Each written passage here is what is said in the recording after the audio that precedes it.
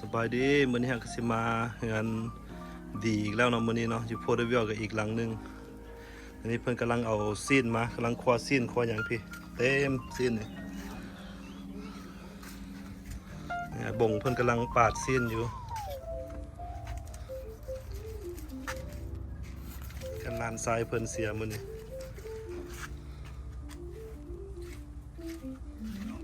งัวซอยกันเด้อสินอนเอาบุญน้ำกันเอาบุญน้ำกันมาบุญรวมทานน้ำกันเด้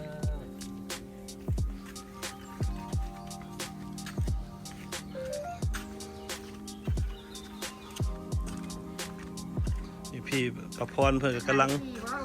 มันแหละมาถ่ายขี่เลยล่ะมีแต่ขี่เดียวนี่แหละแซ่บกว่าหมู่เนาะโอ้ยนั่นแหละอันนี้กับประพรเด้อนี่เด้อเพิ่นกำลังโอ้ยเฮ็ดลง YouTube ให้พี่น้องเขาเบิ่งขายวันฟีนคุณมานี่โอเคเสียนเพิ่นซอยแล้วตัวนี้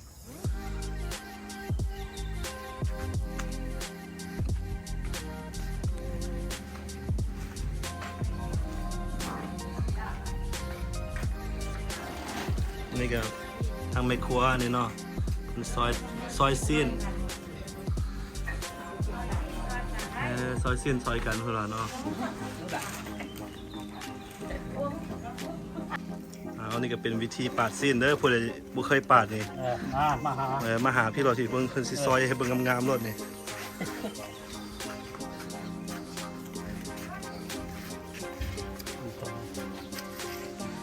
ไปตอนนั้นโอ้เอาเป็นตอนเด้อนี่เด้อเอาปาดมั่วไปมันบ่จังว่ามีหลายตอนให้ขาดวิธีปาดซีนมันก็ต้องมีวิธีด้วยนี่ต้องได้มาเรียนกับอาจารย์ต้องมีอาจารย์เด้อปาดให้เบิดก็ได้ปาดซีเบบ่ได้เด้อเพิ่นไอวีพี7-8 ปีโอเคว้าวโอ้กุจอบเพิ่นคักอันนี้เพิ่นยังเฮียนอยู่นี่ทางนี้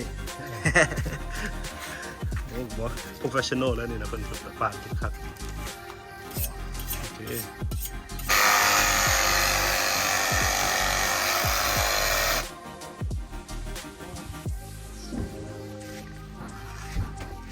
เจ้า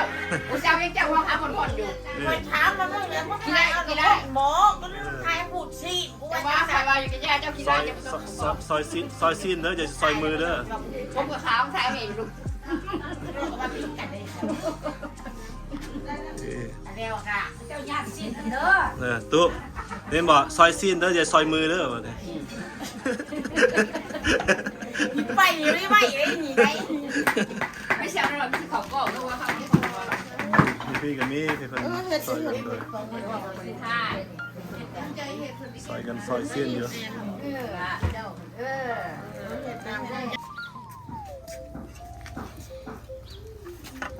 ตายครัวซีน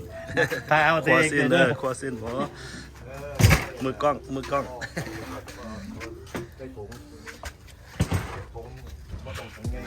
เด้อนักปาดนักฆ่าอะไรนี่นะไอ้คือคาดเฮ้ยagain Lao citizen over here Lao citizen 100% Khmer citizen right here yeah he switched to Khmer citizen yeah karaoke too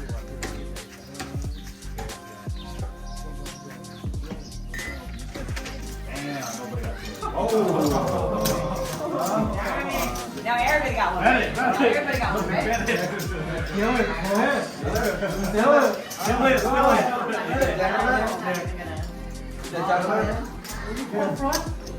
On 10 right here. I'm still good.